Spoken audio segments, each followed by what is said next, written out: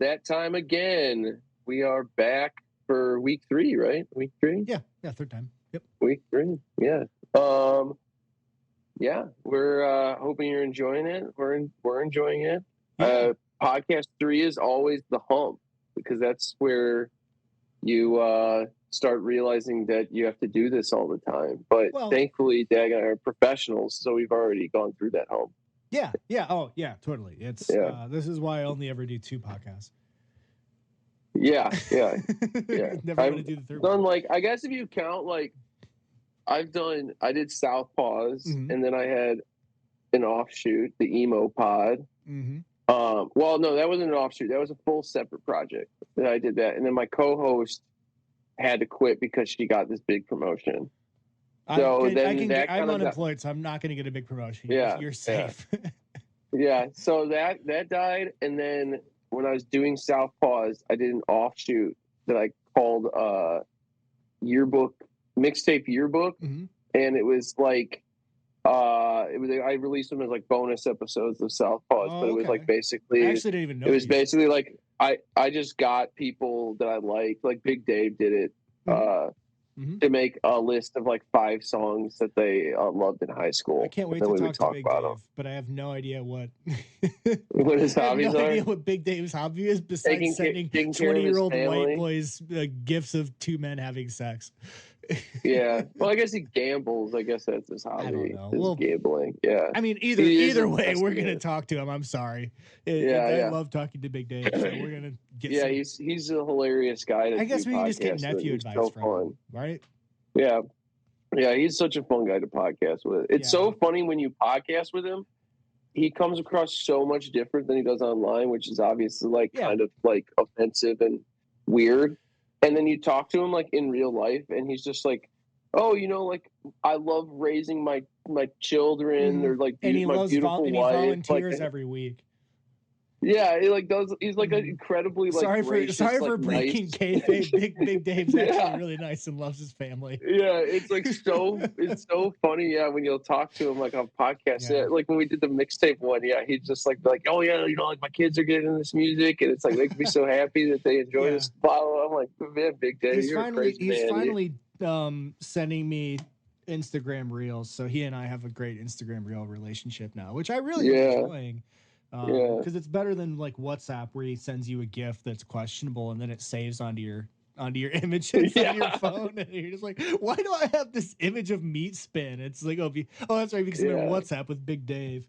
Great guy. We'll definitely talk to Big Dave.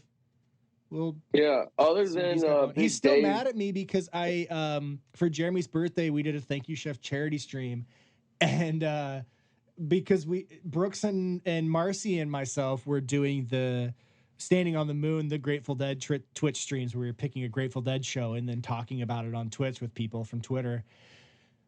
I was like, well, it's Jeremy's birthday, and Jeremy loves Dave Matthews Band, as you do.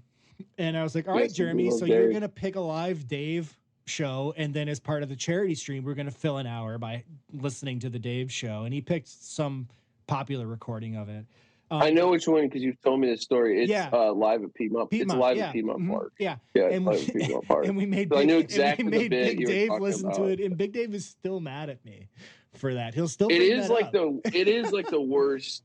Like, I mean, the music is really good, but Dave is clearly super wasted. Yeah, like he used to mentions on the he says like very weird everybody stuff. Walking in looked beautiful and hot. It was like, you're on the bus getting horny. It's like it's so uncomfortable. Well, I think he's Dave is doing a bit. Like, I think he's like pretty loving. Like, I want to, but yeah. How long? Anyway, okay, go ahead.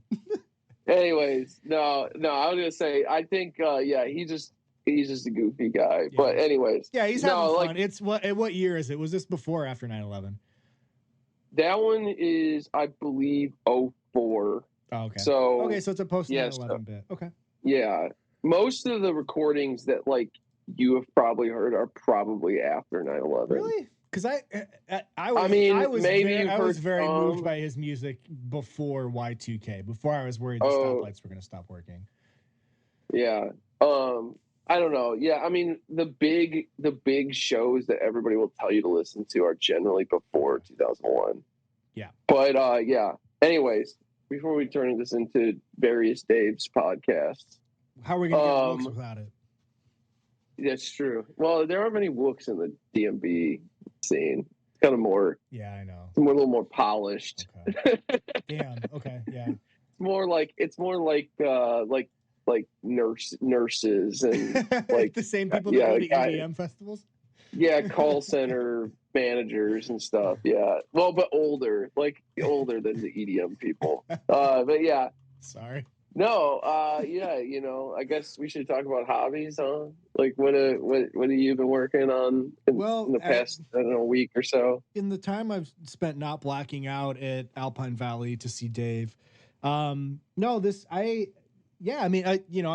so now I'm like, okay, this is like really the time to break through my blocker on working on tie-dye stuff, because I'd been working on the Warhammer figures, and honestly that's really been great. So they look pretty cool. Thanks Jane for putting me over the hump on adopting the most lame thing I've ever done in my entire life, but I am really having a great time painting Warhammer orcs and trying to figure out what I want. What I'm drawn to is the orc faction. That they're the guys who like trucks, and they paint their trucks and their cars red, because if they're red, they go faster. So I love those guys. I'm into that. They just like their cars. But I did get some dyes off. Got some aprons done, so I'm gonna post those up and sell some of those aprons. Yeah, I mean, I've been really enjoying the Warhammer figures. I did moss on the base. Got into that, and then on Tuesday I got a wild hair that I wanted a king cake on Fat Tuesday, but I wasn't going to go to the store, so I busted out a two king cakes last minute, and that was really a great joy. It's been a while since I've baked anything, and especially done anything that's essentially king cake's just if you're not familiar, king cake is just brioche bread that has cinnamon or cream cheese or whatever filling and icing on the top, and looks green and has a little plastic baby in it that's supposed to be baby Jesus. And if you get the baby, you're supposed to host the party and buy the king cake next year. But that was really fucking good. There's still a little bit left. No, there's not any left at all right now. I'm looking. I can see the there you go. It's empty. It's gone. It's entirely gone. And Tuesday, Wednesday, Thursday, Friday, 3 days. But that's basically what I got up to this week. Baking, painting Warhammer figures, which again has been really satisfying, because it's like so tedious and mind numbing that you can't do other things while you're doing it. Which is honestly great. Because if there's anything that's going to get you to put your phone down and stop fucking around, it's doing something that's very delicate. And that's for sure. I've done this week, and I hope to do a couple more dyes, because I wanted to do, because I have this, I don't know if you can see it. I have this Johnny Lightning car. Can you see the flames on that? And it's the Chi-Town Hustler.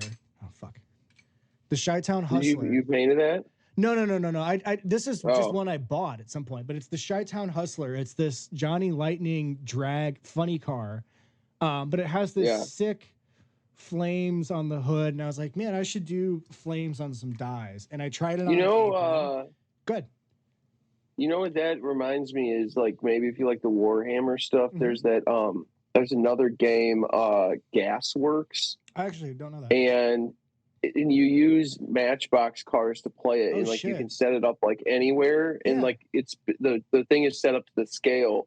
But like a buddy of mine was doing it, and like you just take Matchbox cars and like make them look like Mad Max stuff. So I mean, so maybe look into that. Forgetting my entire point. What I was talking to, so the thing about Warhammer is that you do have to either start 3D printing stuff, or spending $50 a pop, or basically be so smart in your purchasing that you can steal pieces that are left over, because you can choose like which orc faces and heads you use, and you get like 3 or 4 left. Oh yeah. And so then you can start being like, okay, but if I get this one, then I can start building stuff out of the leftovers. But mm-hmm. what I was saying to my buddy, because he was like, that sounds really sick. I actually would be interested in doing something like that, but I don't know if I can start buying stuff. And it's like, well, but you and I could go and buy like Big Lots, cheapo army men, and we could still prime and paint those. And we can call them whatever the fuck we want.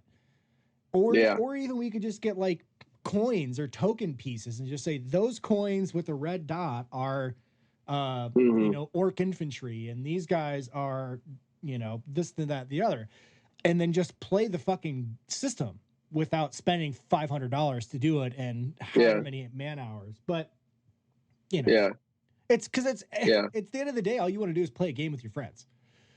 But the painting in itself is a whole different thing. I remember Jane saying that she wasn't really interested in playing the game. Exactly. Yeah. No. Like, and there's I was just talking to like Crushing Board on Twitter has been painting figures and was also like, I don't really even think I want to play with anybody. I just kind of want to paint these things. I mean, I would like to play because it's kind of a fun idea. No, it does look cool. But like, I think we're gonna do like a game of Killer Ratings, which is a tabletop role play game tomorrow. Which if you're free, you're welcome to join. But it's basically just, it's a reality show and you invent your own characters and then run through it. But like after my buddy Jackson, who we went to Bradley with, started like DMing through Discord for tabletop roleplay games, I'm like, okay, like now, before that, I would have not been open to Warhammer at all. Like, no way. Yeah. No way would I want to paint figures and then have them be like, okay, they get 16 inches movement and, you know, they have this many attack and this many this. Like, no way. But after doing that stuff, you're like, oh, okay, that seems easy enough. That just makes sense. That's how everything works. Every video game you play. But yeah. Anyway. True.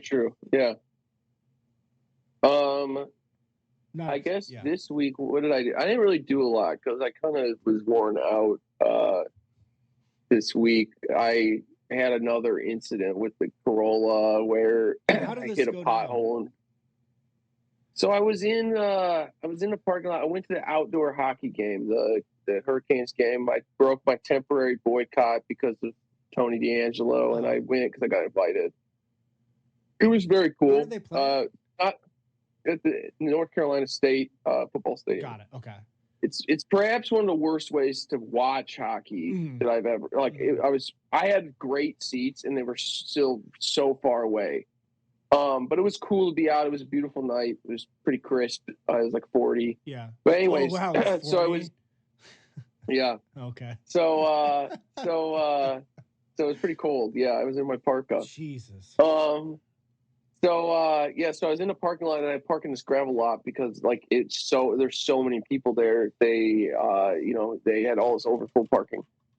And this guy in a fucking brodozer, just like some piece of shit, fucking Ram 2500 or something, like flies off in front of me and like kind of pinned me in. And I couldn't figure out, like, because he couldn't go forward. And so I was like, okay, well, got a little ambitious. And I realized this last night why. It's because there's the exit for the bowling alley that I bowl at all the time is really steep, and every car I have bottoms on it except for the Corolla. So I was like, okay, well, it's a little higher, you know? And I saw there was like a hole, it was like a pothole or drainage ditch or something on the side. And I thought I could cut it, and I went too far into it, and because I was on a hill, just went straight in, and it caught the bottom lip of the bumper, and it ripped it upwards, like snapped the grill in a place, bent the bumper all up. So I gotta go take it into the body shop now. This is outside of your realm. Yeah, well, I could take the bump if it had just been the grill and the bumper had just gotten scratched up. I would have tolerated because it's on the very bottom and it's gonna get dinged anyways. Like I accepted that. Yeah. And it's plastic, so it's not like it's gonna rust. So it's fine that the paint chips off that. But yeah, it's all mangled. It looks like shit, and like I could buy another bumper, but I can't paint. So I I gotta just take it to the body shop. It's covered by insurance at least, since it's like a new car. They give you better. Like if I'd done that to the CRX, they would have laughed in my face if I'd try to say I would make a claim. But before you did this, you did go and run with the Out Motorsports crew and do some. That was a while back, yeah, but it was right when I got it, basically. Yeah, I did go up. Jake from Out Motorsports got one as a press car, so we went up. The video just got released, so that's pretty cool. If you want to check out Motorsports on YouTube, they're LGBTQ motorsports enthusiast group, and Jake, who runs it, also does car reviews. He gets sent cars by manufacturers and shit, and reviews them. They're great. But yeah, he got one, and yeah, we went and ran these mountain passes that out by his old college that were sweet. So I have gotten to like lay into it a little bit, which is fun. And honestly, even on the way home after I fucked the bumper up, I was racing with a guy in a Camaro for a good stretch of highway for a bit, and we had fun. Yeah, yeah. Well, this car is designed to take boost, so hopefully it doesn't melt like the Miata. So I trust the Gazoo. Yeah, no, I'm trying to get the thing I'm trying to get to, and like the weather isn't cooperating with it / work isn't cooperating with me to get out of doing work when it's nice out. My bonsai trees need to get repotted. A lot of them do, and they're starting because I'm in North Carolina. They are starting to bud. Some of them are, and I'm like that. That means I'm a little late because I still need to trim them back too. But thankfully, the ones that are budding were ones that I was letting grow out. Are they to the point now where you are trying to shape them and manipulate them, or are they still trying to? Still trying to just. I have a couple, that I'm trying to get the leaves down and stuff, and get like the branches tighter in, because that's like much of it is like, so basically bonsai. You grow something and you want it to get. Because like it's all about managing the scale and to make it look like an actual tree. Right. So you have to get it like very thick, and then you basically chop all the tree off. And different trees can take that at different rates of speed. Like I have azaleas, you can just fucking hack that thing straight down to a nub and it'll just grow right back. So those ones are ones that I'm trying. The problem is azaleas grow slow, so like that's like the trade-off. Right. Does that make them thicker? Yeah, no. In like the azaleas won't thicken fast because they're a bush. They'll just they'll grow out instead of directing their energy to the bottom. So you have to do a lot of pruning to get it to like keep putting energy down into the trunk. My bonsai experience is like buying a juniper from Home Depot every couple years and then keeping it alive for 2 years. It dies. Well, junipers are pretty easy to do quickly because you can generally find like a massive thing, and like they also take hacking pretty easily. So I have a couple of those. I've bought a couple. So the other way that you really do it, like to do like really hot, like this stuff that I'm sure you're imagining in your head is not what I have.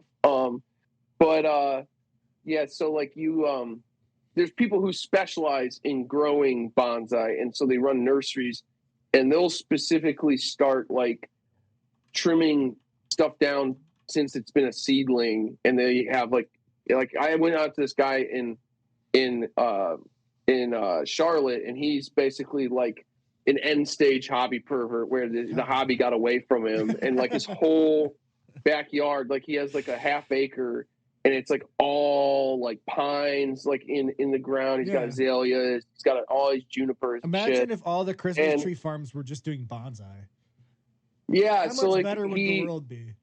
He just kept going, and because that's what you kind of have to do is you just get like a bunch, and then you wait for it all, and then you can kind of do it. It's like barrel aging whiskey. Yeah, so you can buy stuff that's been, they call it like bonsai stock or whatever, where someone like intentionally, because like when you go, like I buy all my stuff just in a regular nursery, and the problem is that stuff has been designed, like the intention in growing that was to like give you an actual tree that you plant in your yard. So like for instance, like all the pine trees, they didn't get trimmed back, so they're just like really tall and skinny, and so like you'll never get that to look like a bonsai tree because it's too tall. Like, and so if you trim back to the point that you want it to go back to, there's no leaves even left on the tree, and it just dies. Right. So so I'm trying to get all that stuff repotted, because that's the other way you control the size is the pot itself. You're restricting the growth because it can't like put out more roots, and so it won't grow up. If you do it all right, I mean, you cut back to like a third of the root when you like. Well, but you also, depending on the tree, have to do that really slowly, or else you kill the tree. So you kind of like shrink the pot. You start shrinking the pot after you get to the thickness that you want, and then because that's really what you need to do. Because to really get them to grow thick, you just have to put them in the ground. It's like very weird. You could put, and this guy out there, he showed it to me. He said, I had these 2 maples, and he's like, I planted them both 15 years ago. He's like, I planted one in the ground, and I planted one in this huge fucking barrel that the tree wouldn't have any idea that it wasn't in the ground. Yeah. He's like, for whatever reason, the one in the ground grew so like he showed me the 2, and like it's like twice as thick. Soil of nutrients is way better than anything we could try to make. Yeah, who knows? Maybe the plants are communicating to each other. Who fucking knows? Crazy shit. There's all that mycelium shit where they're just like the mushrooms tell all the trees what's going on. I mean, especially with when that shit goes away, the fucking forest is fucked. I buy it. Pine trees do have some kind of symbiotic relationship with some kind of mushroom spore thing. 100%. And so that is a big part of it is certainly is that like it isn't inoculated or whatever enough. So but it's wild. But so I'm trying to get that. I got some succulent, I got a couple ficus and stuff that have been my wife built this beautiful greenhouse a few like last year. Did you get any ramps? And so they're in that ramps. No, it's too hot here for ramps. We don't get ramps. You gotta go up to Nashville for ramps. In the Morels, that we don't get those here. Okay. That's we don't. It's unfortunate. It's too hot. Yeah. Because like basically right now would be morel season because it's been really damp. Like we get all sorts of other mushrooms. It's good mushroom hunting. Maybe I should try and get into that this year. Yeah, I mean the guy I'm afraid of mushroom hunting. I'm not gonna lie, I'm afraid of it. Because, So the guy that I trust from back home, we went out. My buddy Andrew and I went out with him. This is years ago now. He knew the farmer who had a area behind his place that had all the right trees and all the right whatever you need. And we went out looking, and we probably only found 6 or 7 morels, but we hit the fucking ramp honey holes, and we hit them hard, and we had a great they were all over. We had a great time. Just pickled ramp olive oil. It's infused ramp butter. I still got ramp butter in my fridge. Man, just putting it on top of stuff. They're delicious. Incredible. Great. But it's so weird, like that stuff. I got to the point that I like hated it because I was like, oh, this is like too like I've had it so much, it's like not special anymore. And now I'm like, man, you bozo.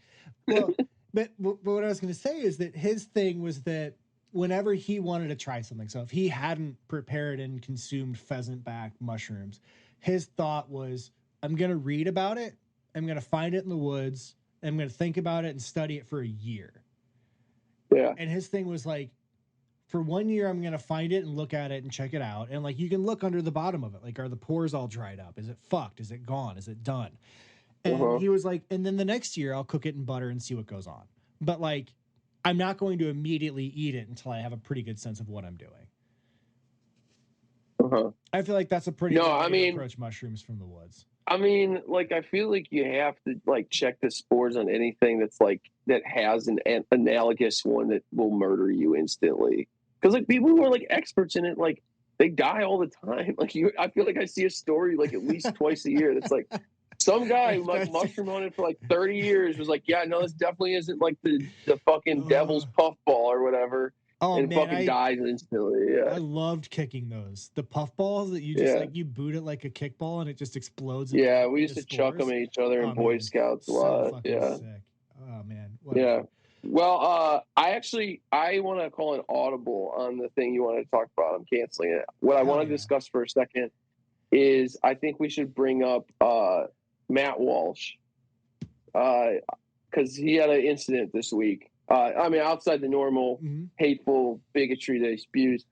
But Matt Walsh, he's canceled by his own followed. wife. I followed his kind of brand, you know, for a few years now, and I noticed that Matt Walsh is a serial hobby giver upper, and he so first, and she confirmed all the things that I've noticed in these tweets. So if you could pull them up while I kind of lay the story, if you can find them. Yeah, I think you'll probably find the thread if you go through mine. I definitely, I mean, I replied to his wife and I was like, thanks for sharing. Yeah, okay. So if you can find it. Man, that's the most destroyed I've ever seen anybody. So it was so funny. She wasn't even trying to own him. I can't believe the end wasn't even I'm divorcing him. It was just like, and I know, I'm still his trad wife. Repulsed. Like, she sounds repulsed by it. Anyways. Yeah, go ahead. So a little background is, so I noticed this when I started playing the banjo. I noticed that Matt Walsh claimed in his bio at the time, he says, I am a beekeeper and banjo player. So I spent like a year basically. Like plausible. I could never find any instance of him playing the banjo. I searched all over for it. The best I could find was one time he pulled it out on Shapiro's podcast. And he didn't play it. Well, never played it. But you could and you can see it. But if you watch his videos, it's always on the wall. He has the banjo on the wall. Mm-hmm. But very then nice. One day, banjo player disappeared from his bio. So I go, okay. So the beekeeper thing was still in there, though. Like, so no, I just kept tabs on it. I just kept tabs on it. And so then I watched the beekeeper thing. Could never find anything of him beekeeping, doing anything with bees. Never posted pictures of the bees. Nothing. One day, beekeeper disappears from the bio. Oh no. So, I kind of forget about it. I go, okay, well, Matt Walsh, this is part of like how big of a fucking loser he is. But it's not a stable website, to be fair. He just buys something and then immediately says he's the guy. Like it's in his soul now, and then never pursues it. And so then the other day, Matt Walsh's wife posts about he got a fish tank or something, and like is totally inept. The fish tank caretaker. He called like the geek squad of fish tanks. Yeah, like if you're setting up a large saltwater tank or something, like, yeah, if I had the money, I would probably maybe call someone to help me like stock, like, get it prepped. It's not really rocket science, so I probably still wouldn't. But like, I guess if I was like Matt Walsh rich, I would be like ordering like a custom 70 or 1,000 gallon acrylic tank and shit. And like, we'd be like, I'd be like, having guys bring it in, and we'd be like some, laying cement foundation in the floor and like that kind of shit. So, but no, he's, as far as I can tell, probably got at best maybe like a 200 gallon saltwater is like what I kind of inferred from this situation. So his wife is like complaining on Twitter. She's like, Matt like doesn't realize like he has like the fish guy like telling me that like Matt like melted out the heater because it's like 25% full. Yeah, the water starts evaporating. Like they can't put the stock that he brought in because like it's gonna shock the fish because like the water hasn't come up to temp and blah blah blah. And then at the end, do you have the tweet, the one where she's talking about the dog? Because I replied to her and I was just like, hey, thanks for sharing this. Like, this is really helpful for everybody to see this. So she goes, Matt's bees flew away. The dog hates him, and he can't even figure out that fish need water to like survive. And it was just so redeeming because, Matt Walsh, for other reasons as well, but, for the intents of the hobby perverts, he is the anti-hobby pervert. Like, he's the guy who just buys something and he thinks that's the hobby. That's it. Like, oh, I buy the one thing and I immediately lose interest. Like but the other part of it, that's fine, whatever. Like if you buy something and you end up not using it, yeah, that happens or whatever. But he then proceeds to like tell everybody that he's about the life. Like he put it in his bio, like the thing that you use to describe who you are as a person. He puts fascist and beekeeper, like and then it turns out he wasn't even beekeeping. So I think it just speaks to kind of this deep rot with like more specifically like right-wing people, is that they love to just like take like consumer capitalism and like believe that that's like an ethos or something, like because I purchased stuff. And that's why we make fun of people with the big trucks that like bought lifted trucks from the dealer, and we make fun of. What do we do to class up Pavement Princess? Like, how do we get that to where it really deserves to be called? I don't necessarily have a problem with lifted trucks. Like, I have many opinions about trucks, but like I'm willing to admit that they're fun, and I understand the culture of like why you'd want to do it. Like, whatever. Is it for me? No, not at all. But but you did like when you drove some Jeeps in Puerto Rico. So no, yeah, I mean, but those were not modified in like those weren't like aesthetically pleasing ways. Those weren't those weren't GMC Sierras that will never sniff dirt. Like a dealer lift, like that's the thing, is like you, like a lot of these guys want to give off this impression that there's a kind of person that puts in the work. And but what they do is they go and they buy, like it's like and it's they're the foreman on the site. Yeah, Jesse Kelly, like the guy he's in the Matt Walsh universe. Remember when he was like, just doing manly shit, like building a shed, and it was like a fucking like plastic prefab that like snaps together. It's like they like these guys like love to give off this image that they're the kind of person who puts thought into things, and they just buy it off the shelf. Well, right, and that's at the end of the day, it's like there's somebody who puts together an IKEA shelf and a master craftsman who builds you a dovetailed, beautiful dresser that will never not close its doors perfectly. At the end of the day, both people built a dresser. There's a dresser, right? But there's a very different way that they got to what they did. It's not the difference. Like I'm also saying that there's not necessarily anything wrong with buying like a dealer lifted truck, like or like an off-road ready car. Like if you want to buy a Raptor or whatever, like do I think it's a bit of overkill? Yes, absolutely. Just buy a fucking Tacoma. Guarantee that you couldn't outdrive the power of a turbo CVT Outback XT. You couldn't outdrive it. You don't know how to handle it.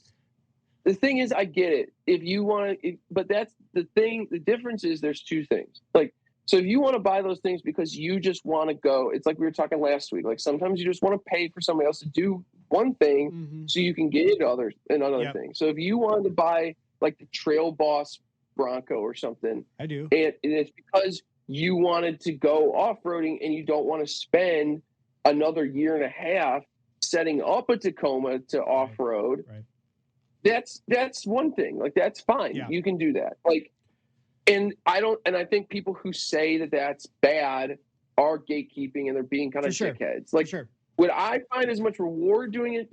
No, not personally. But I don't think that you're a failure of a human being. The difference is that like these people don't even show an interest in any part of like why you do these things.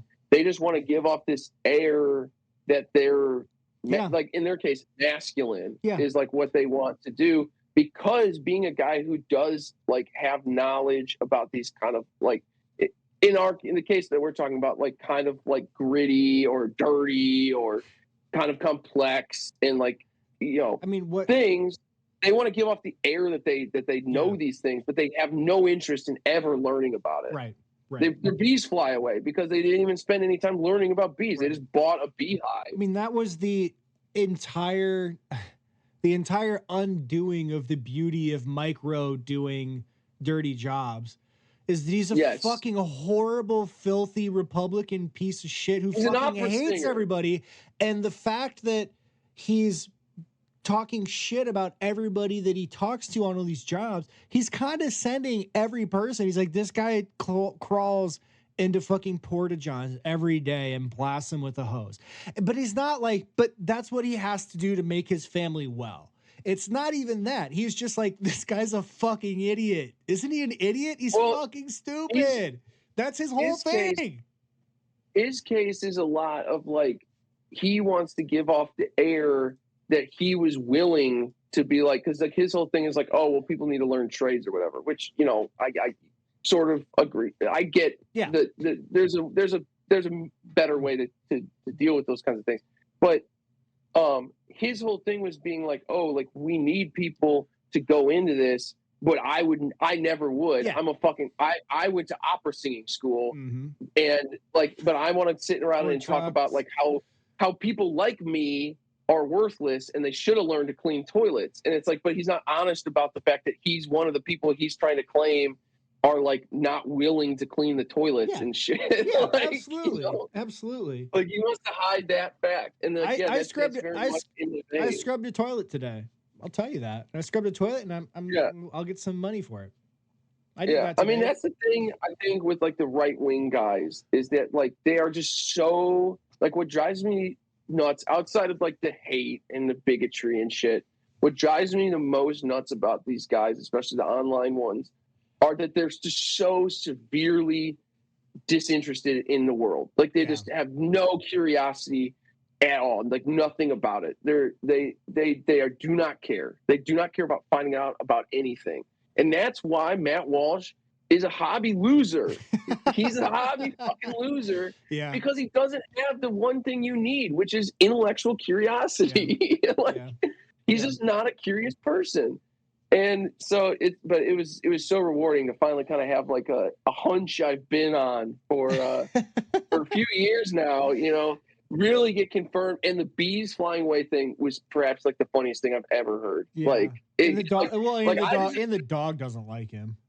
I assumed he just paid someone else eventually to take care of the bees or gave them away or whatever. But it's like so much funnier to find out that like my hypothesis just, like, totally at this moment is failed. I can't find the post because I couldn't find it on either of our profiles, knowing that we both had been interacted with it because I think it's been deleted and like masked. Oh man, because I can't find anything bad. Because I was when I started reading this was entirely convinced. The end was like, and that's why I'm divorcing him. And it wasn't. Yeah, like, it wasn't. It was just like, oh my God. I mean, that's a whole nother thing is look, just like how his wife thought thought she was like sharing this like funny ribbing of him. And it was like, dude, like your husband is a psychopath, dude. Like he is a loser, man. Like why are you with this fucking loser? I am a loser, but I'm like, girl, you have to leave this man. He's like mean spirited, stupid. My shrimp are alive. My shrimp will never die. I bought a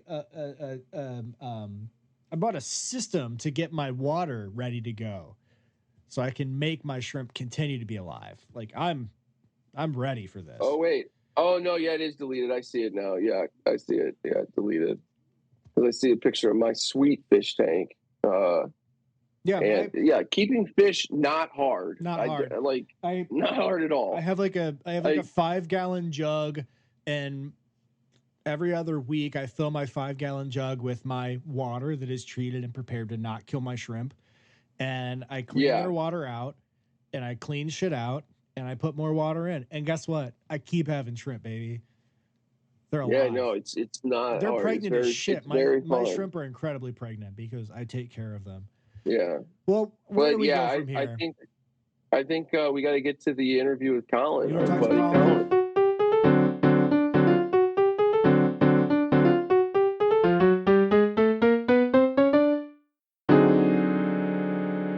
Guys, we are here with our buddy Colin. I believe, Colin, you have taught both Dag and I.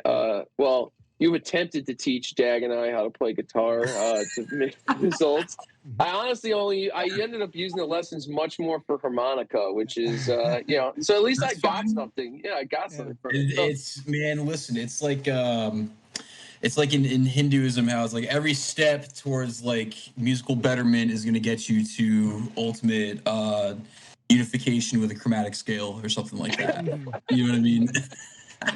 The more music theory you learn, the more blues pentatonic ricks you can hit on any instrument. Yeah. On any instrument, you can sit down and exactly. you can on any instrument. The sickest blues riff that George Thorogood ever heard. Yeah. The more convincing your blues stuff are, your blues vocabulary is when it's backlogged and reinforced by pointless music theory. Basically. That's actually a cool type of guy, like a guy who learns a lot about music theory and just like plays solos like Steven Seagal.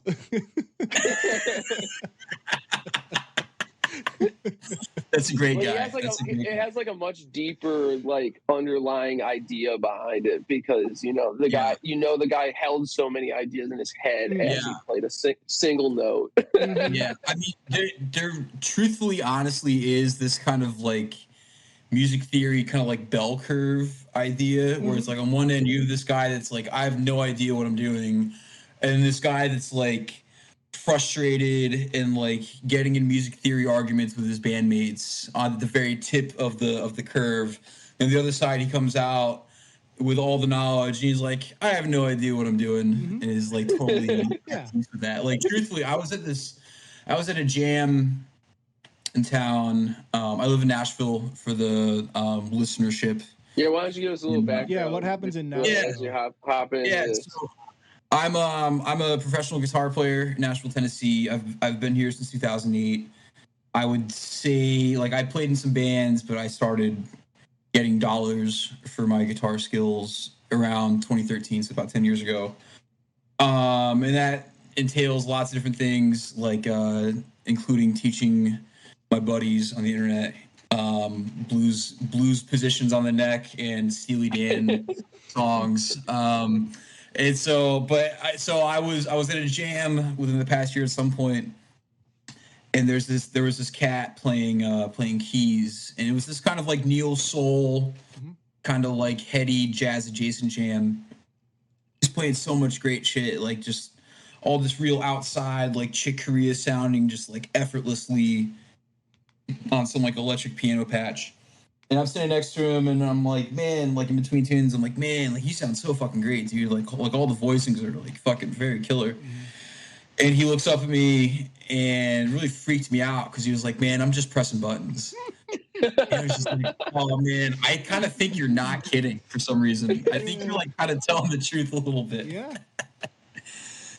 I mean, I believe that, honestly. I really. Well, that's what's so hard about music is it's like, I remember when I was like trying to learn to play the banjo, and I had a teacher, and he's obviously very good, and you watch him play stuff, and obviously the banjo, you're playing like a lot of notes at once. Yeah. And I'm kind of like, well, like how, like when you're like improvising something, like what are you thinking? And he's like, I'm not really thinking about anything. He's like, I know the tune and I practice the tunes, but then he's like, I've practiced things that I've like found things that I know work in certain places. And I'll be like, oh, well, I could just stick that there today. And does that. And like that kind of was like a big eye-opening moment to me to be like, because like for a long time I thought, like the guy playing the keys, like you're saying, is just like every note he's like, okay, I'm gonna go to fucking A sharp now, and like and and then you realize like, oh no, it's just kind of like you kind of just like these ideas start just like melding in your head, and like maybe sometimes you're not thinking, like when I'll just like play a lick or something on the harmonica, like I'll know I'm in a spot, and then I'll like just muscle memory starts to take over. Or you're like, you feel yourself being pulled up, I mean, the harmonica is an easy instrument because there's not really wrong notes, but no, I mean, you're not too far off. I mean, there's this possibly misattributed quote that they say Charlie Parker said, where it's like, you basically just like have to practice like really, really hard, and then just like forget everything you practice and like just play when you're like in the moment and just playing, and just kind of kind of try to tap into some sort of kind of flow state where it's all the practicing that you've done, it kind of gives you the muscle memory and the vocabulary to be able to improvise and string ideas together. Because like there's a lot of talk and music stuff about how it's like communication and like people use the word vocabulary a lot. And you're totally right to where it's like in a conversation like this, we speak English and we're not having to labor over each word. Sure. And that we're saying to each and I can other, intuit maybe where you're going with this even line of thinking, right? Yeah, exactly. You're even anticipating other people's thoughts and what other people are going to say. There's a certain level of interaction and riffing, no pun intended, that goes on, which I will say you two have very excellent co-host banter and riffing.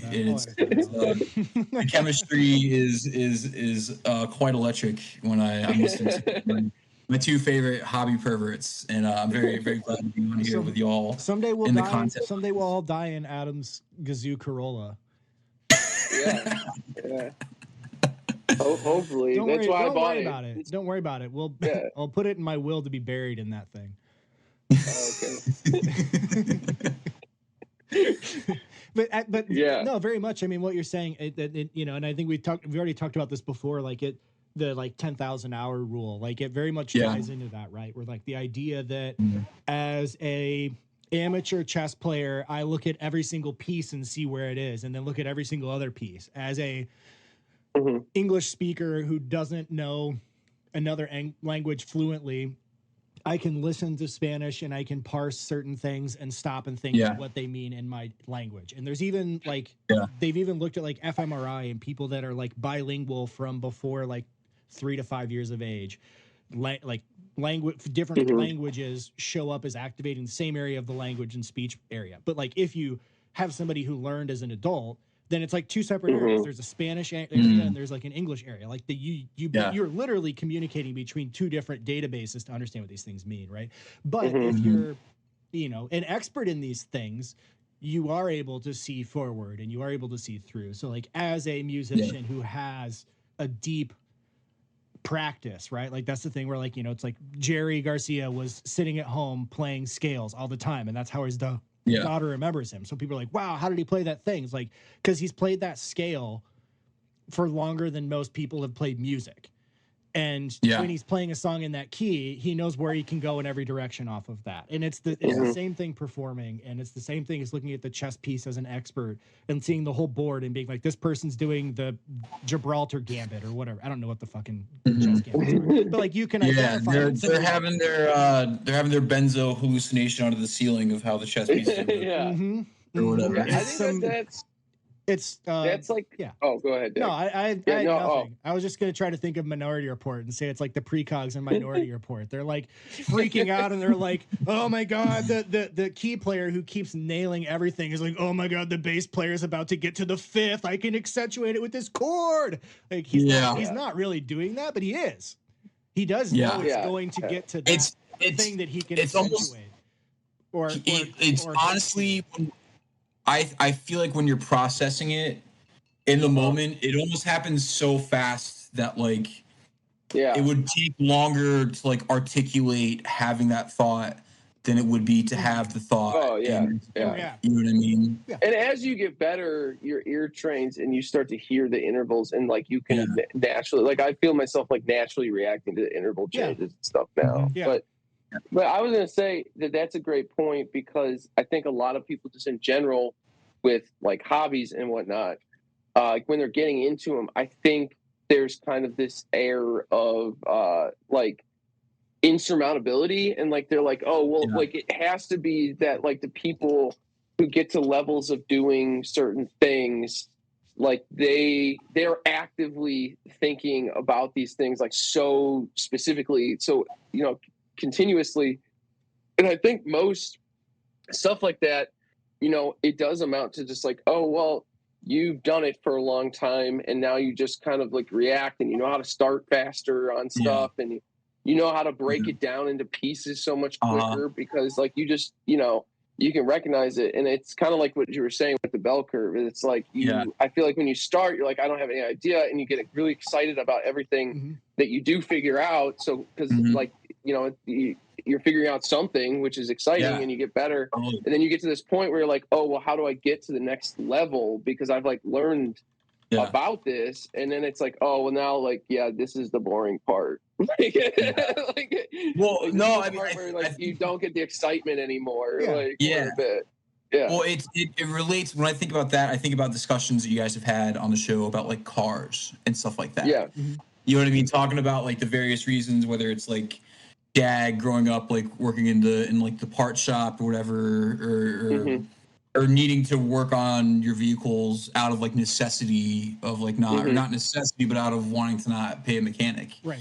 You know what I mean? Like in just hearing the way that you guys talk about, oh well, it's this part and that part, and well, someone came in and well, it was probably there or whatever. You know, like there's literally a thing on. You guys have that same kind of casualness and that kind of breadth of knowledge from years of and however many hours of putting the time into that thing, you know. And here's what that all boils down to, though. At the end of the day, something like the Kawasaki KLR 650 has a piece in it, a part that you need to replace every 2 or 3 oil changes.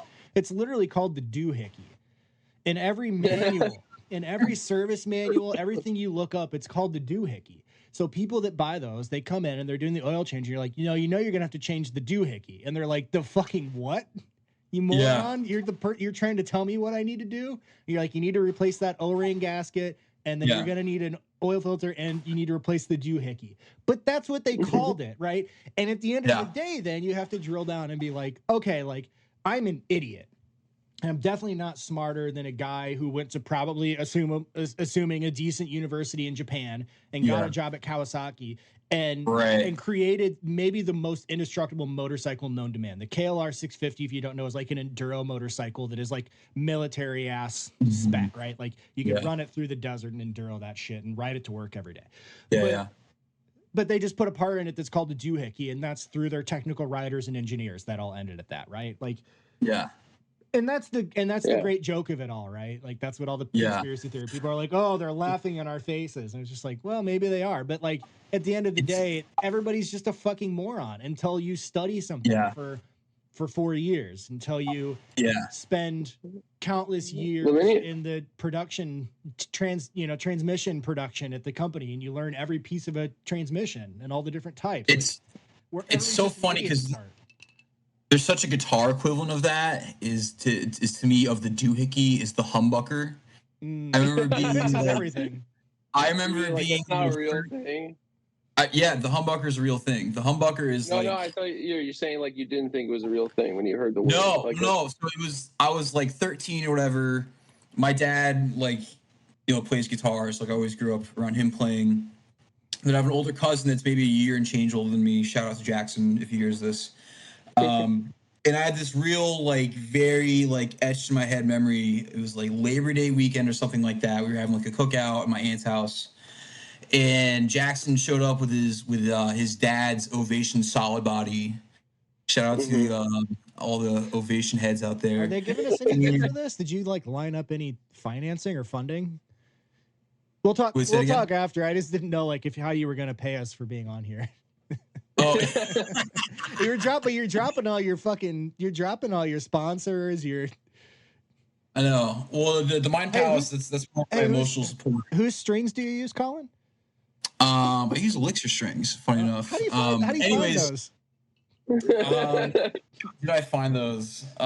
Pretty good. I found those because, this is a little tangent for the humbucker story, but I landed on them because honestly, I started doing the professional gigs.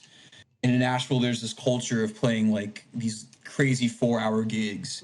And I literally would put on, the strings I was using previously. And I looked down a couple times, halfway through the gig, and I'm already rusting these strings. Wow.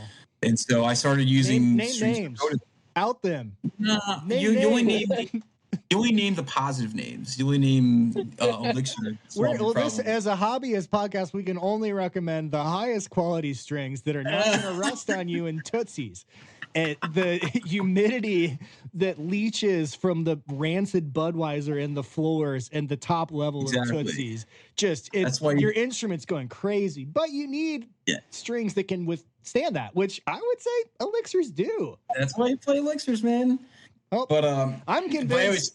But anyways, I had this moment where, you know, my cousin, he's playing all these riffs on, like, he's playing like Saint Anger had just dropped, so he's playing like Saint Anger on the guitar through like this shitty like 5-watt practice amp with this Ovation solid body. It's a pretty hilarious memory. But where's the 60 cycle hum? Well, there was none because he had a humbucker. Oh, how? How did he get rid of it? Well, see, I didn't even know the hum existed. I just heard him and my dad talking. My dad is a player. I just heard him use this word humbucker. Until it was gone. Yeah, exactly. Wow, I didn't even know that the problem had already been solved before I even that's came how to. single coil pilled you'd been to that point? I didn't even know I was single coil pilled, brother. What? So, what frequency do you tune to? Are you 440 or do you use? I'm 440 because everyone else around me is 440. Okay. I'm a conformist. I don't even remember what the other one is. That's because you're in a 6-6 society. That's why your chakras are not aligned. What's the other one? They're not aligned. 432. They're not aligned. 432 is like allegedly like the pre-Nazi tuning or whatever. You know what I mean? They say that the Nazis made everyone start tuning to 440. I don't think that's true. I do think it makes. I mean, what happened at the Travis Scott thing? Playing in 440 hertz, and what happened? It was demonic. People died, and people think it was demonic because of the skull, the big head, and the skulls, and the lights, and the sound. I think it was just the tune to 440 is. All of Mike Dean's synthesizers on sicko mode were tuned to 440, and that's why there was the Stampede or whatever. Wow. Yeah. Holy shit. It's terrible. Oh, you heard it here, folks. Elixir's exposing the lies. Exposing the lies. Well, okay, so all right, cool. He's canceled. Done. We did it. Got his ass. So we while we're having fun talking about humbuckers and satanic tuning frequencies, we did want to ask you, you know, because you have a hobby that you have monetized, and we wanted to kind of talk to you about like how that ends up balancing, because, you know, obviously the hobby pervert's ethos is kind of doing it not for money and for enjoyment. Mm-hmm. But you can balance it as I believe you're going to tell us about it. Yeah. So my kind of outlet, because like when you do monetize something like that, it really does suck kind of the essence of it, or not the entire essence, but you know, when you do things for money, it turns into a job. You know what I mean? And there are times where you just kind of show up, and you know, you might as well. There was a bass instructor at the school I went to that said that, you know, sometimes you show up to a gig and you're basically just like making a sandwich at Subway on the gig. You know what I mean? It's like you're that interested and engaged in what's going on to where you're like, okay, they want but you're still an artist. They want the ham and the mozzarella, and they want the Dijon mustard on this for some reason. Okay, whatever, you know. But so the way that I have kind of found for myself to kind of recapture that kind of carefree, you know, relation and enjoyment to music, or a way that I have rather, is I've picked up the piano in the past year or so. Very fun instrument. And it's a very fun instrument, and it's super great because I live in a town full of very talented piano players. So I'm not gonna. There's no way I'm gonna like talk myself into some gig that's above my head, because any gig is above my head with like who the competition is as far as like actual credentialed piano players in this town. You know what I mean? Like, I'm not going to show up on one of the gigs that like I play guitar on at whatever level I play guitar on. And be like, hey, I can totally play keys on this gig too. You know what I mean? Like, that's just that's not going to happen. And I think that's a very interesting, specific piece of like music as a hobby, like or just art in general as a hobby, because it's like but at least in music, where it is something where like it's entertainment at a venue, right? Where like they, you know, like as a painter, there's not like, I mean, restaurants need murals and stuff, but it's not the same as like needing people to play a gig to get people to get covers. And so like when you're playing music, there's a point where you like are like, holy shit, I just played every part of this At the Drive-In song I'm 13 years old. This is incredible. I just solved the world because I turned my DS1 pedal on and played it as hard as I could. But then there is also a point where you realize that like there's people that are in bands and there's stuff like that, and they're learning and they're working through it, and they're, you know, whatever. It's like, if you want to see them live or not could be debated, but like they're doing it, you know, and good for them. But then there's a point where you're like, holy shit, I could not get up with this ensemble and just play jazz in this club for 3 hours. Could not even come close to doing that. That's kind of the difficulty. That's kind of the difficulty of music as a hobby in a lot of ways, is that you generally need other people to do it with. And that's where most people say kind of cool. That's what's kind of cool about the piano is you don't need another person to play piano generally. But because that was what was like really hard for me when I was learning the banjo. Is it's like, okay, like I learned a bunch of these songs, but at a certain point, the practice is going and playing with other people because it's like a shared tradition, and it's like I couldn't find anybody to play with, or you know, in a lot of cases, like if you're playing guitar music or whatever, it's like, well, the people who do want to play are doing it specifically to make money, like, or that's kind of their personal goal that they've set for themselves. It's like, oh, we need to perform, and getting paid would like validate this to me. And it's kind of like it's harder to find people that are just like, I want to dick around, like, and have fun and work on it. Yeah, like the idea of just dicking around and having fun with other people is just not even in my brain any longer. It's been totally purged. It's like, no, I'm not going to come over and we're not just going to like jam and just figure it out.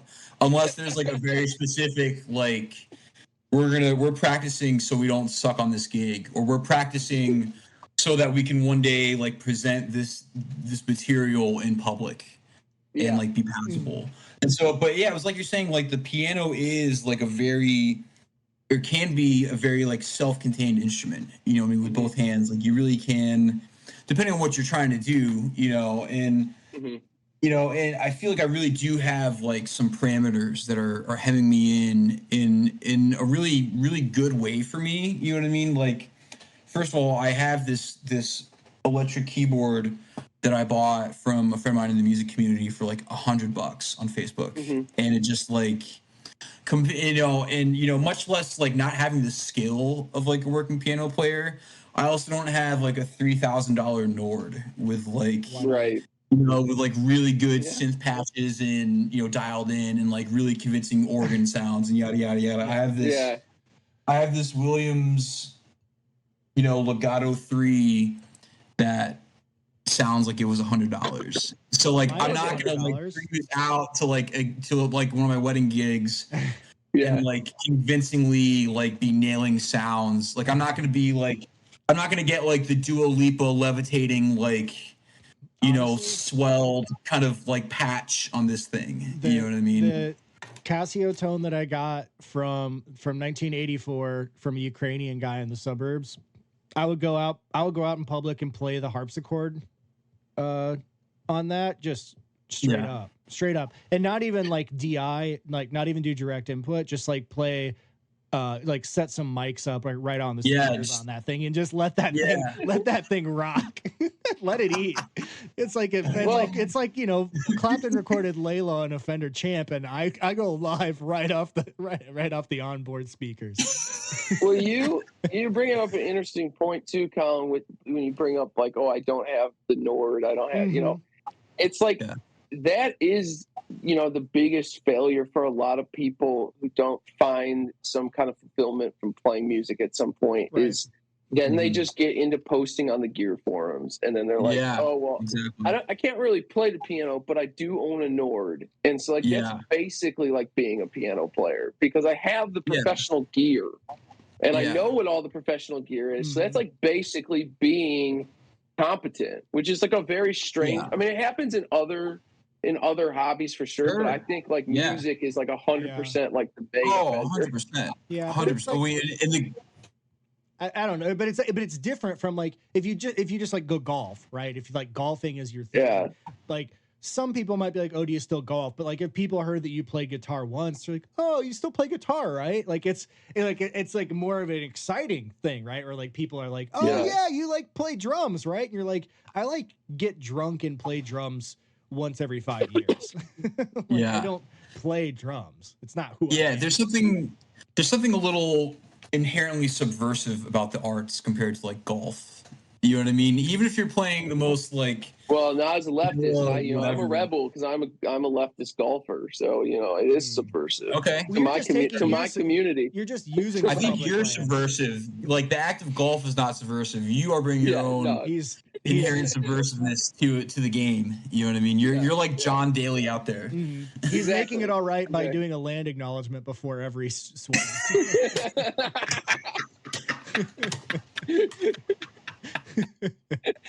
That's why his scores are so high, because he's respecting the land that much. Yeah. Oh my god. Yeah, no, it definitely is. Yeah, it is like a subversive kind of vibe. Yeah. But I think something, and by the way, Colin, you completely glossed over the fact that you have done the music that I've used for the theme and also the transitions within the show to this point. And the reason for that is that I was supposed to record a guitar part, and I was listening to a bunch of John Scofield, and then you and I were doing lessons at that point, and and we like sketched out some movements because Adam wanted to play harp on something in D, and we sketched something out, and it took me like 2 weeks, and I got it to where I felt like I could maybe play one take worth of it that was fine for 20 seconds, and then it was just like, all right, but it's 11 p.m. and I'm not turning my amp on. But I got the amp set up, and then just never happened, right? And so I was just like, all right. Are you pushing air, Dag? Is that what you're trying to tell me? Are you pushing air? I will, honestly. As much as I love posting the no amp react in chat. I mean the Fender Crate Classic, or not the Fender Crate, but just the Crate Classic 50. I mean, it sounds kind of good to me, honestly. Well, that's why when doom metal had that moment, that's why I was like, this is my shot to get in, because it was really just like, oh, you just have to find the loudest, crappiest amp, and then you play very simple stuff, and everyone's like, this is sick, man, this is fucking awesome, and it was my brief moment getting to be, in the guitar player club and then nobody wants to hear doom metal anymore, so I'm out. No, not anymore. When they do decide they want to, my band from 10 years ago will reunite and we'll well, I've been trying, what's funny is I've been like trying to find, because I play in like a bar cover band, right? And I play like maybe 1 gig a month, maybe every 2 months, and it's fun, and they let me be adventurous. Like they're like, the guys are cool about it. They're like, you can play harmonica in any song that you feel comfortable playing. And so, it's led to me getting to do like cool stuff. Like I play this fucking wild stuff on Wicked Game by Chris Isaac. Like, okay, that's Brooks's karaoke song. That's Brooks's big performance. I've started gigging with the Nux now. I gig with the Nux as well now. So I dial up the jazz chorus, put a shitload of reverb and delay and whatnot on it, and do like swells and crazy shit. Yeah, and it's fun. But so I've been trying. I want to do something a little bit more artistic, I guess. And I've been trying to get people to be like, hey, like I want to play harmonica in kind of like, in all them witches type kind of stoner blues metal thing. And everyone's like, dude, you're smoking crack. Like, no, I don't want to do that. And I'm like, that's like a huge bummer. It's like, it's so hard to find. That was a big part that took me out, is that music, I feel like in a lot of ways, like if you want to do interesting things, you basically had to have kept doing it since high school. And you have the same friends who kept up with you, and they're like willing to put up with ideas like that. Yeah. But if you lose those people, you have to move to Nashville, or, you have to move to New Orleans. Like, you know what I mean? You have to move to like a place where there's. That's what that makes me sad. Like, so I love Tortoise and the Sea and Cake and all the like peripheral Chicago acts that come out of that. Right.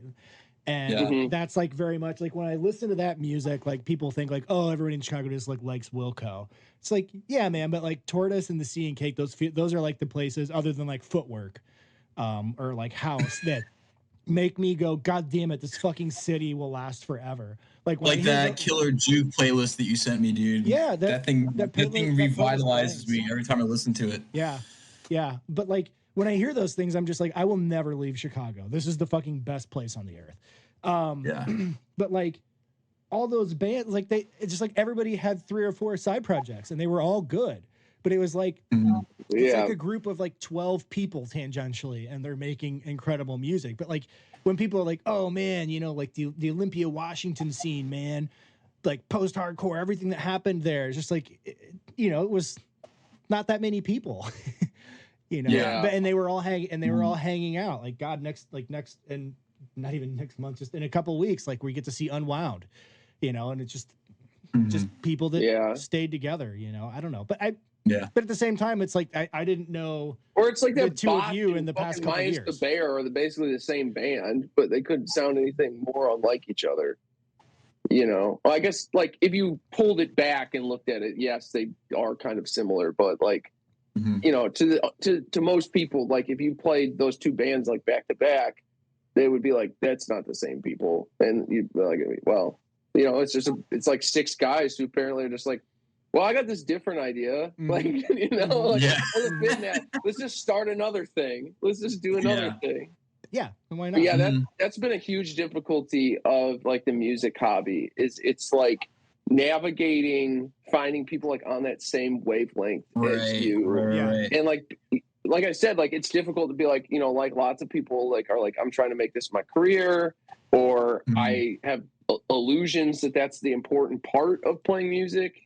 And, you know, and they're just like not willing necessarily to just like kind of like have kind of more of like what I would call like kind of a folk tradition, even though, you know, because you know, I'm not going to waste everybody's time going into my 9-hour rants on like how folk music is like. Let's go. Like the earth thing. Yo, but like, Doc Watson ripped because they didn't have a fiddle player, and his ass learned how to play fiddle tunes on guitar, and that's sick as shit. And that guy fucking ripped because he was just going to the fucking function. Well, do we still say that? He was going to the function on Friday and Saturday nights on the side of the fucking mountain, and he just fucking ripped. His blind ass ripped harder than anyone you ever want to fucking hear because he's playing fucking fiddle parts. Sick. Insanely sick. I think, like, I guess to boil my theory down is it's like, I think what I call folk music encompasses a lot of things. But like kind of the general idea is that people either through like the way technology worked or just the, you know, punk scenes in the 80s, just the way the world worked, or, you know, hip hop as well. It's like, it was people being like, oh, well, I want to hear this sound. There's no way for me to do it other than to just play it myself. And, and I think, and, you know, and especially like the, you know, what I guess like the, you know, record label genre folk is, you know, Doc Watson or whatever. Those people very much, like anybody you listen to on Folkways or whatever, like those guys were like, would be like, well, I haven't like played for money my entire life. Like, and they're like 80 years old. And these people are like, oh, well, we got to record you for like history reasons. And it's like, you know, and, you know, those guys weren't like, those guys just did it because they're like, well, I just fucking like music, man. And how else am I supposed to fucking listen to it? There's no electricity out here to play radio. Like, and they didn't have posts, right? Like there were no posts. No post. Posting is what killed folk music, I guess. If you wanted to hear, if you wanted to hear incorrect opinions about politics and sports, you had to go to the bar. You know what I mean? Like I can get that at home. I don't go anywhere. Exactly. You can see shit that's wrong all day long. Yeah, but no, you do kind of a point there. I mean, it's like if I want to hear a real lush chord on the piano, I mean, I could go listen to a record, but like, I also now have the ability to just plop my fingers down and play this real harsh drop too. You know what I mean? Just how harsh? How harsh you want it, man? I can give you that flat 9 sharp 11. They teach that at Belmont. No, you gotta actually go listen to the records for that shit. Oh, okay. Yeah. Well, you gotta be part of the folk tradition to play chords that fucking insane. Take him to church, Colin. That's forbidden knowledge. Yeah, they don't teach that in the woke academies. No. How woke is Belmont? How woke is Belmont? Yeah. Belmont is so woke that you can't even smoke cigarettes on campus anymore. Okay. Well, is that because they're churning out like commercial majors that are doing praise band, or is that because they're what? That's a good part of it. Okay. I think they're trying to lure in the parents of future praise band majors. Got it. Okay. If I had to guess. Yeah, cool. You know what I mean? Dad who has a 12-string. Mom who has yeah. That's really funny you bring that up too, though, because like I would say probably one of the more organic musical experiences of my life was playing in worship band in church in high school. Like, you know what I mean? Like those were like the dudes who were just like, they obviously were like, I love music and God, but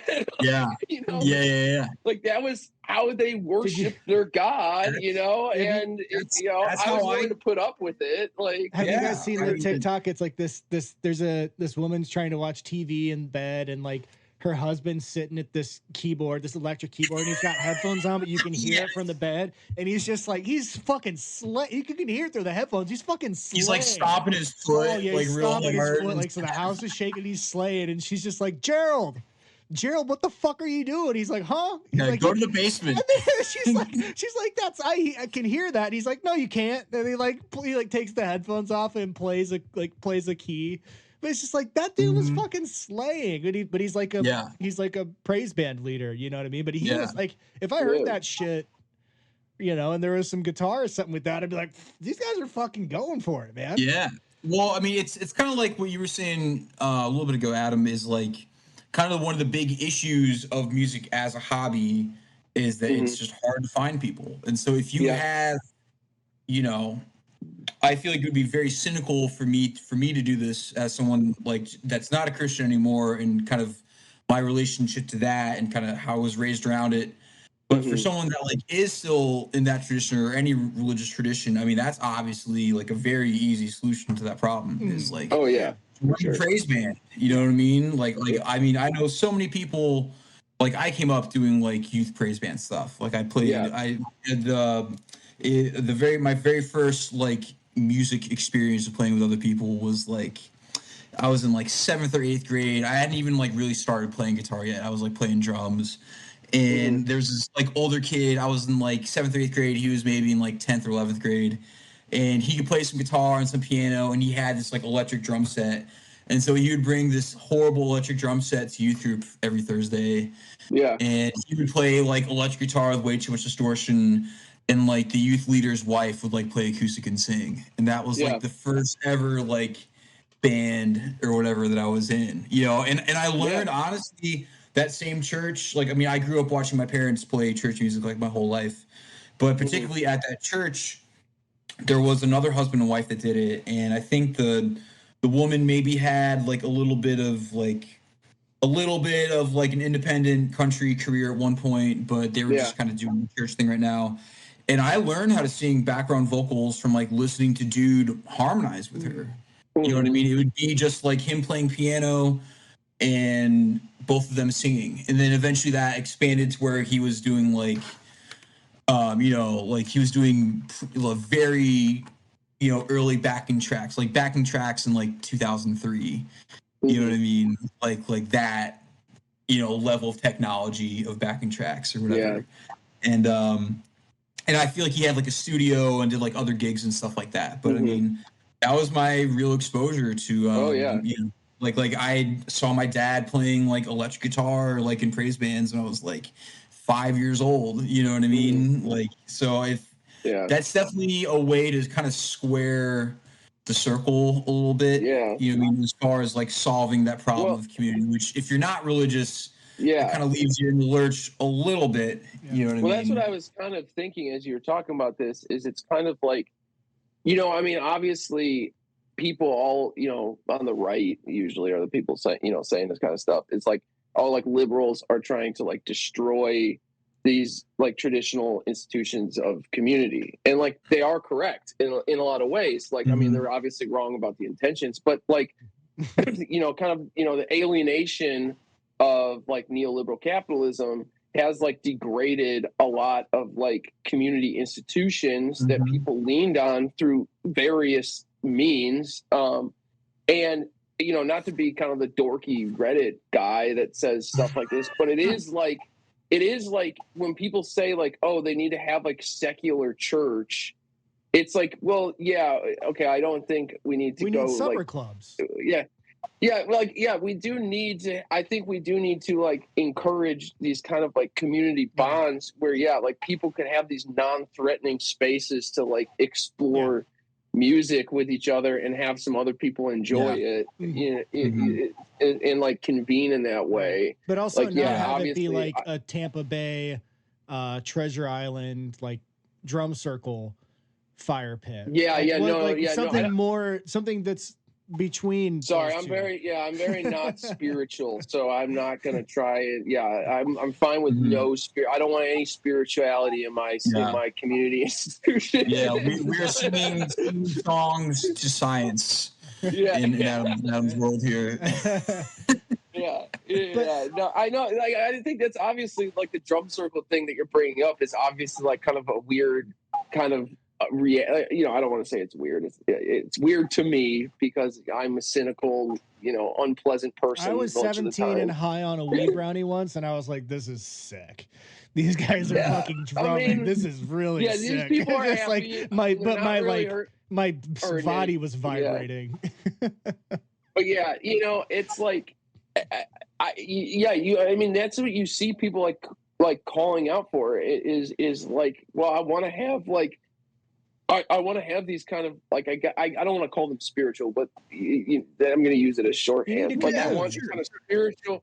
I want these spiritual like outside of words experiences with other people. Yeah. And that's obviously so much of what I think enchants people about playing music is like you're blown away that you can kind of like invoke emotion and like feeling without words. And we need to come up with some kind of place for that. I mean, it is exciting. It's just a wrestling show. It is exciting to see like the kids get like these like rock camps and stuff now because we never had anything like that when I was a kid.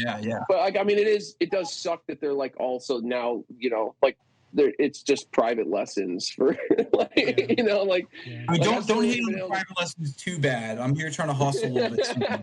But it's like it is weird. It becomes a privilege thing. Right. That is a lot too. Is like people's exposure to music is through band or orchestra in school, and that doesn't create any sort of lasting bond because like people aren't like, and once they're out of school, it's like I can't do that anymore. I mean, you can. My wife plays in a community orchestra sometimes, and just to keep it going, just because she wants to. And when you're a kid, and that's it for you, like your experience and what that is so dependent on the quality of your instructor. And not having some creep band director that's trying to sleep with the teenage girls. Yeah, there are a lot of those. But also there's like the experience I had was that like she was writing out the cowboy chords of the radio hits that I liked. Eagle Eye Cherry, Everclear, like Eve 6, Buck all the Cherry. stuff that was on the. No, it wasn't Buck Cherry. There's the cassette recording of my dad, my stepmom, and I playing. Eagle Eye Cherry Save Tonight, and I'm doing vocals, but I couldn't play my Dan Electro bass and sing at the same time, so the vocals just drop every other verse. You didn't have the Eric from The Sopranos playing bass while him and Meadow are practicing their song for choir chops at the time. Is what you're saying. No, I wasn't slaying like that. But you were about to get your Jeep taken by your dad for giving the cheerleaders a ride across the football field. Well, no, AJ lost his Nissan because he idled it over a pile of leaves, and the leaves caught on fire. And Tony said, "I told you never to park on top of things." Whoa! It's like, who fucking thinks about parking your truck on top of leaves? Like, never fucking heard that in my life. And I'm from a place where people love their fucking trucks. Some New Jersey guy knows that? Bullshit. Anyway. Yeah, we love leaves in Central Illinois. Oh, yeah. Big on leaves. Yeah, some of my best memories were just rolling around cultural institution. Yeah, cultural institution. Like maples are not great sturdy trees to have in your yard, but boy, oh boy, did they make some leaves. God damn. Leaves. Well, yeah. Oh yeah, go ahead, Dag. I think we're on the same tip here. Colin, we really gotta just talk about this theme though, right? You keep about the what? talk about the theme. The theme, yeah. Yeah. So the whole thing is that, right?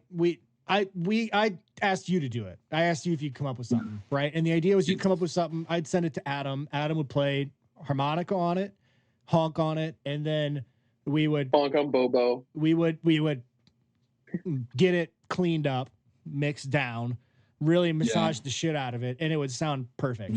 But then I was like, but that's gonna take forever. I don't fucking care. Let's just get this going, and just give me whatever sketch. And then you're like, well, here's my voice memo vocal sketch, singing the and I'm just like, okay, well, that's actually funny. That's the theme, right? Like, and then from there we'll just keep adding to it. Like, so either like you'll add something to it, or Adam will finally play a harmonica on it, or we'll find somebody else to play something on it, and we'll just keep messing with it just to keep it being a project. And so now that's yours. You own that. That's not my problem. That's your song. Oh, it's ours. It's everyone's problem. This isn't the Bugs Bunny. I'm gonna make you your problem, Dag. I'm gonna make you your problem. It's been delegated. Everyone's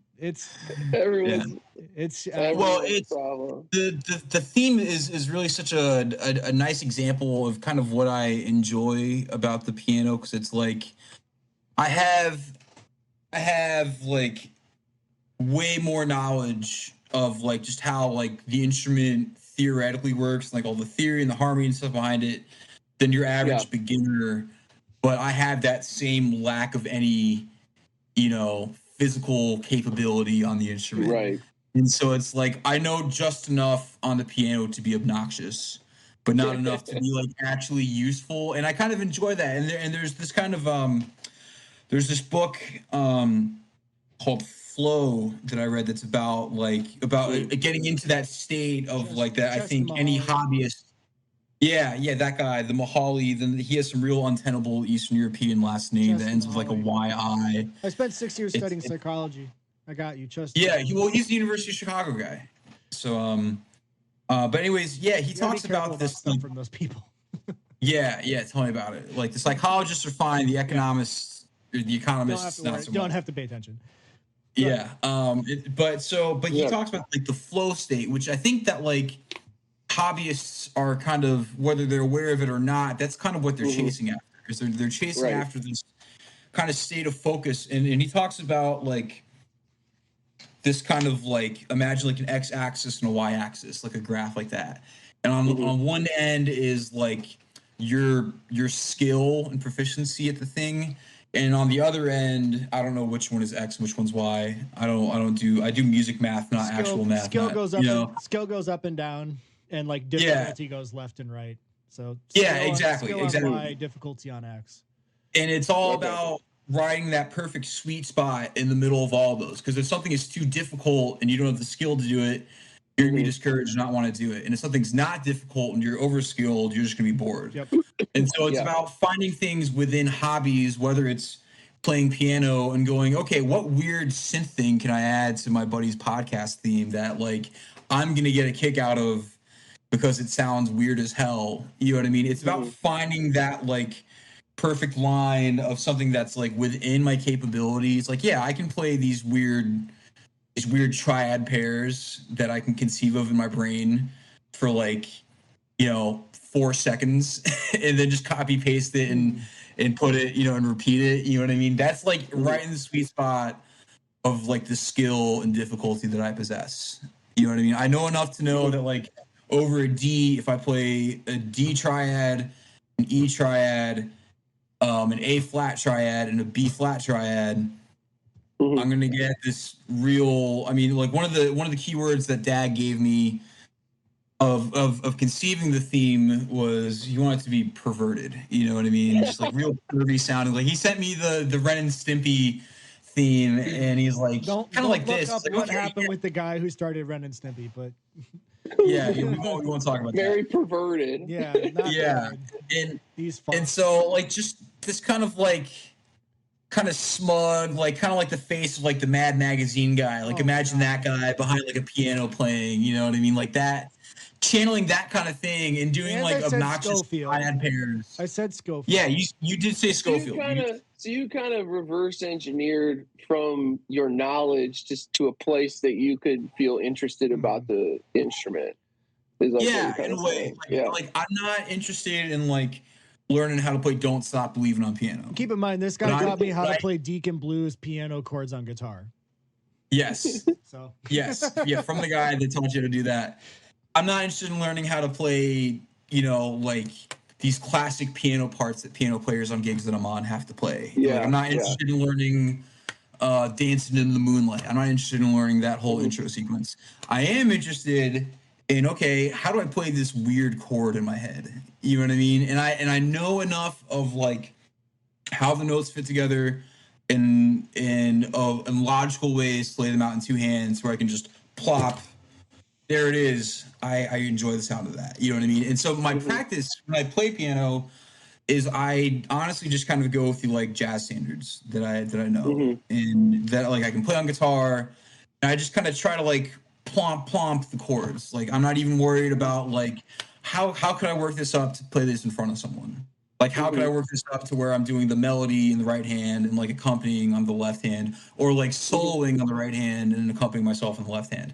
I'm just like I'm not interested in getting to that level on the piano, if I'm being entirely honest. I just enjoy it because I don't have that expectation of myself with that. You know what I mean? Like I don't have.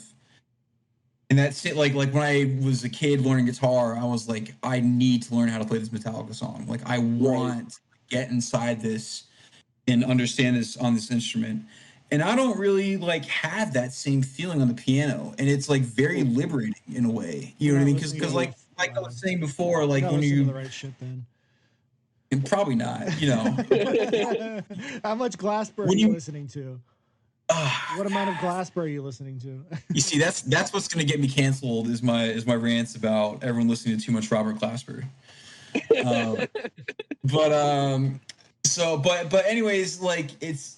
I stopped recording, by the way. I get pleasure just out of just because you said yeah. That was bait, is what that was. Like, why? We need to have a conversation. Yeah, he needs some clickbait headlines out of this episode that get me canceled in real life.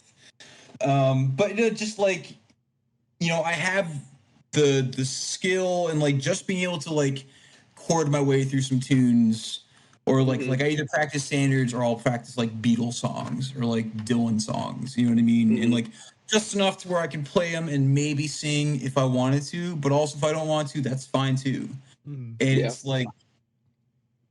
I don't know. I get joy out of the simplicity of doing that for no expectation and for no external pressure at all. And what is that? You know what I mean? What does that on the other side feel like as like say learning a solo piece to like play at a gig? Yeah. Like on the guitar, like compared to like well, on the guitar it's almost like. At this point, and I really have tried to unwork this mentality, but it's very easy to get in this headspace where it's like my whole identity of who I am as a person is on the line based on how this performance thing goes, on how well I'm able to do my job. Like people's perception of how well I can show up and play guitar solo over Sweet Home Alabama at a bar is going to determine if they call me to come and play the gig next week. Yeah. You know what I mean? Like it's my ability to come up and play an hour of guitar. What's the difference in practicing that versus? Well, it's hard to say because I'm not all the way at 10,000 hours, but I'm like a couple thousand in. So like at this point, it's not so much. That's not really the stuff I practice anymore. Like the solo guitar kind of stuff is more of what I practice, but like But again, that's even more to like maintain a good spot on that skill and difficulty axis to keep me interested in keep doing it. You know what I mean? Sure.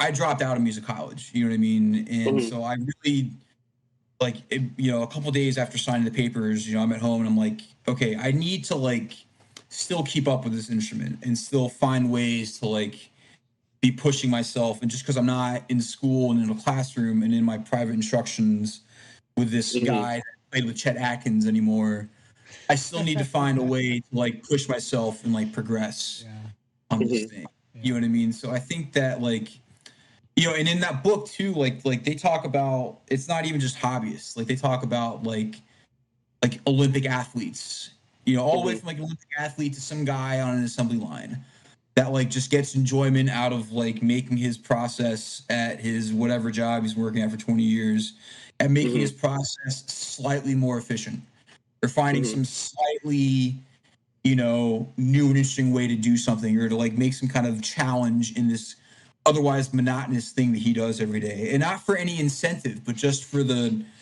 kind of whatever satisfaction that you derive out of being in that sort of flow state, you know?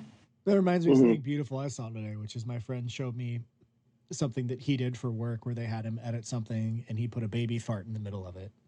Nobody will ever know except for me and the other person he showed. And I know that. And other people will see that and it'll play on whatever they hear this thing on. And it'll be a baby fart. But they won't know. But I do. Like, that's awesome. You do. No, I mean, I think it's good. That's a good spot to wrap it up. I mean, yeah, we've been going forever. Before you put your baby fart in after Colin's inspirational talk. Yeah, yes. Thanks. You're welcome. Honestly, we've covered the whole gambit. Covered the whole gambit. Yeah.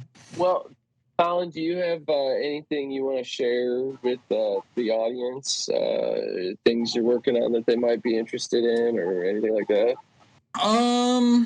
You see, that's kind of like the curse of my profession is that I'm perpetually doing other people's things. Right. You know what I mean? I don't have very much to claim of my own as of yet. I do have aspirations of getting out there and playing some jazz stuff, but like like I've almost desensitized the instrument to where I'm like just a roofer showing up at work. I mean, you recorded the stuff that you arranged a little while ago, right? Yeah, I have I post on Instagram and on YouTube just some arrangements of some jazz tunes that I do and stuff like that here. Where can they find you? You can find me on Instagram. I am at Colin, Colin Poulton, Poulton. I think that's my YouTube as well. I play with a couple artists that like actually do like original music in town. One is called Dinzy, and she is an absolute powerhouse of a vocalist. You know, kind of more of a modern kind of Ann Wilson, like from Heart, like that kind of powerful operatic high soprano rock vocal. I've been playing with her. I met her like through like downtown for like the wedding band circuit or whatever, and you know, we've been like writing some songs together and playing together since like 2018 or so. So you can look her up. Dinzy Rock is kind of how you find her online, Dinzy. And so we play around the Nashville area and we've recorded some tunes and we're writing some more material right now. And we're figuring out recording some other stuff we've written and releasing that. Then I've also been playing with this cat, Stevie Redstone, a little bit. So you can look him up on the socials as well. And he's cool. He's in a Guitar Town, he is an actual piano player and a piano like songwriter guy. And I think just by default, that makes him pretty unique for artists here in Nashville, that is. And so we have a few things on YouTube that we recorded over the summer, some like video stuff. Yeah, that sounds really good. A couple records out when he was in LA. Yeah, shot really well. The band's really great. It's kind of the opposite. And you have a great cut. Yeah. You have a pretty good fucking cut on there.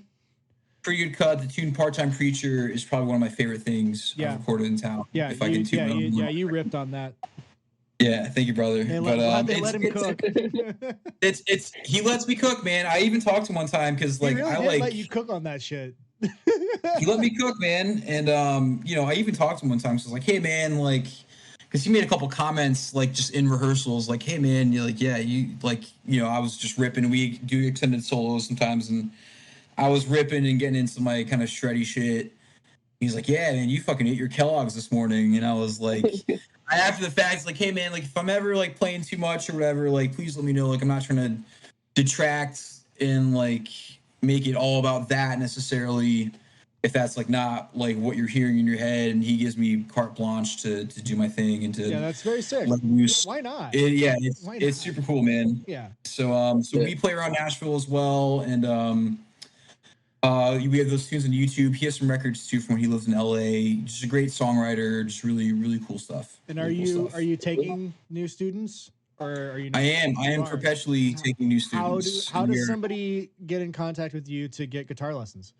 Oh, you are just plugging me in all the right ways I wouldn't think to do for myself. I can get in my car and you can get plugged. Yeah. You can go to www.colinpoulton.com. There's a tab for lessons, and there's a little form there you can fill out, and that will get you in touch with me. I have forms, dude. You gotta have a form, dude. Why does our guitar teacher have a form, brother? Dude, because you can Google things about WordPress very easily in this day and age. Yeah. Just use Google. You gotta get SEO optimization. Something like that.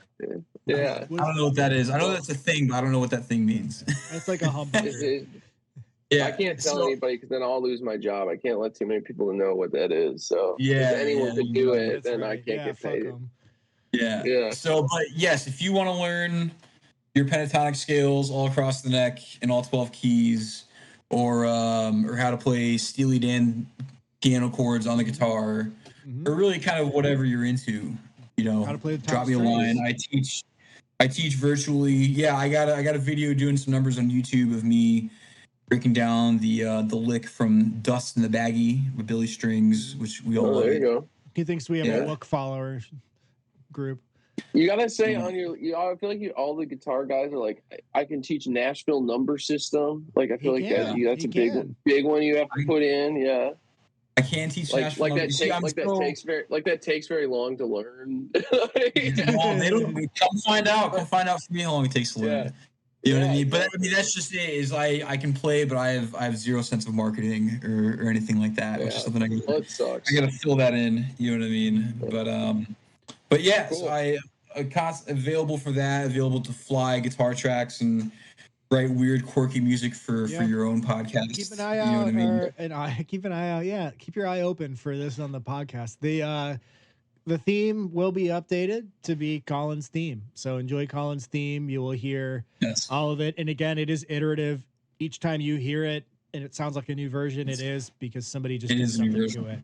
Well, it's a very funny joke to Dag and I. It's a different thing every time. Yeah, no, I literally texted him. I was like, "Hey, look, this is really funny to me, but I don't know if it's funny to literally anyone else. But what if you just made a new theme for us every week?" Which now you feel like is a chore, but I think you're having fun. So once you stop having fun, just like blink 3 times and we'll know. But otherwise, we're just once I start, like I said, you own it. You're the music director of the Hobby Purpose podcast. Once I stop having fun, that's when Adam has to come lay down some harmonica. Or that's when we. That's when we pass it on that makes it easy for me. Okay. That's when we pass on to one of our friends for the harsh noise remix of the. Hobby. Yeah, we're gonna there's a certain point where we'll just turn this over to Theo and just let him run it through his pedal synth, and then maybe we can get Nicholas to play on it and Alex or somebody. But well, Godspeed. Thank you, everybody. We'll get Matt. Good to see you, man. Good to see y'all too, dude. Good to see y'all too. We'll get over to Matt for the house remix. Yeah, Nashville. Matt can lay us down some acid house on it. There we go. Yeah, there we go. God bless everybody. Be well this week. Take care of yourself.